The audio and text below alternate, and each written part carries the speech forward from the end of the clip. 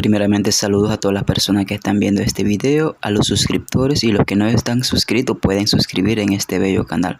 Also tiap bagi video que guys mana like tara bris suscribirte a mana canal canara. Hoy estaremos hablando sobre generalidades de anatomía humana parte 1, donde estaremos explicando de forma general. En sí, la definición de anatomía es la ciencia dedicada al estudio de las estructuras y formas del cuerpo humano, lo cual deriva del término griego que quiere decir cortar a través, significado que corresponde actualmente al término disecar.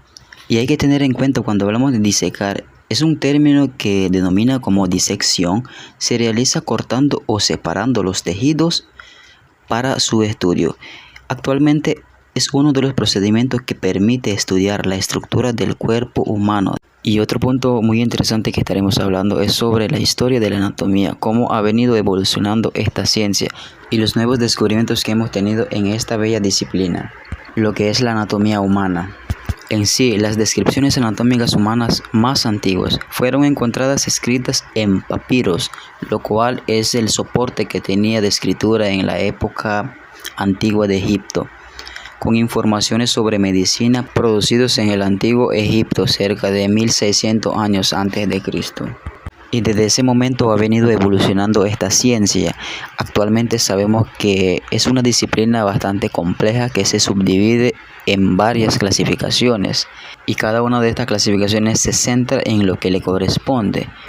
Pero esto más adelante le estaré explicando de cuáles son las funciones de cada una de estas clasificaciones.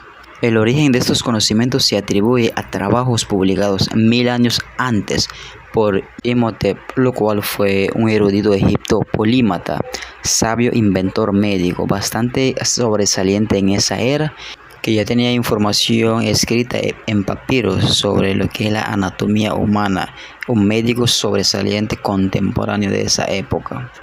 Después de este médico, Egipto tuvo que pasar varios siglos en donde la anatomía humana fue retomada y enseñada en Grecia por el médico Hipócrates de Cos, formando parte de la enseñanza básica de la formación médica.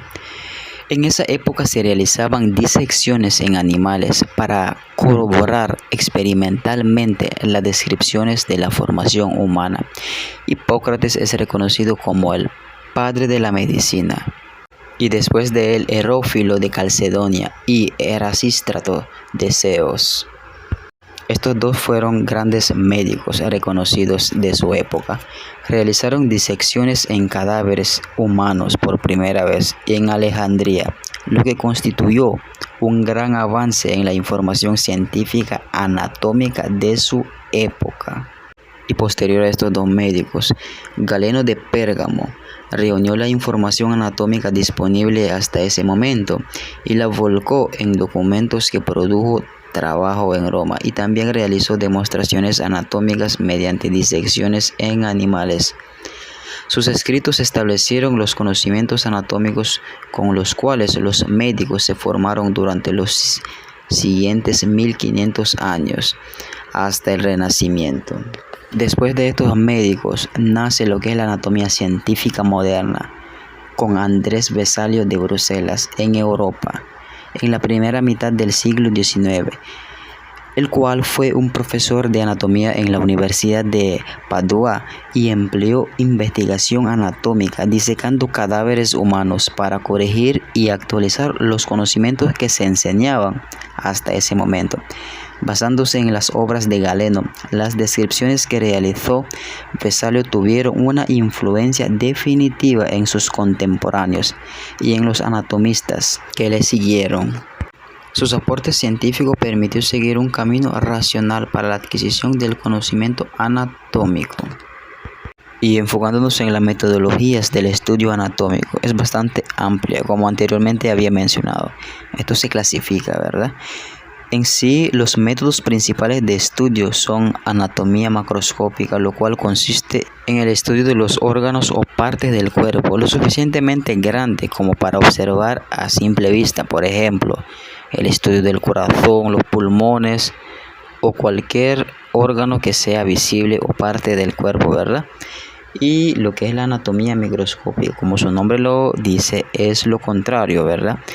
Se ocupa principalmente del estudio de las células, los tejidos o los órganos a nivel microscópico, ¿verdad? Utilizando lo que es un microscopio. Y lo otro que es la anatomía descriptiva, la anatomía sistémica, la anatomía topográfica, anatomía funcional, anatomía aplicada. Cada una se centra en diferentes aspectos. Por ejemplo, la que describe y muestra su organización es la anatomía descriptiva, la que expone su disposición recíproca en las diferentes regiones es la anatomía topográfica, la que indica las relaciones entre formas y funciones es la anatomía funcional, más la anatomía clínica. En sí, los términos anatómicos es de bastante importancia, ya que para la descripción anatómica se debe emplear un vocabulario técnico preciso de validez universal y uniforme, que favorezca la comprensión entre los profesionales y a su vez también se deben conocer los términos coloquiales de uso común que permitan comunicarse con el resto de las personas. Por lo tanto, es bastante importante esta ciencia. En sí, el video consiste en explicarle sobre esta disciplina de manera general, cuáles son los puntos específicos que corresponde, ¿verdad? En sí, nos centraremos más adelante en los próximos videos con respecto a sistemas y aparatos. Espero que les haya gustado esta introducción del video de anatomía. También es importante la bibliografía, por lo tanto, la bibliografía que he consultado aquí les enseño a ustedes para que lleguen a consultar y de esa manera las personas que están empezando un nivel inicial pueden ir a buscar estos libros. Sin más que decir, muchas gracias, bendiciones, nos vemos en el próximo video.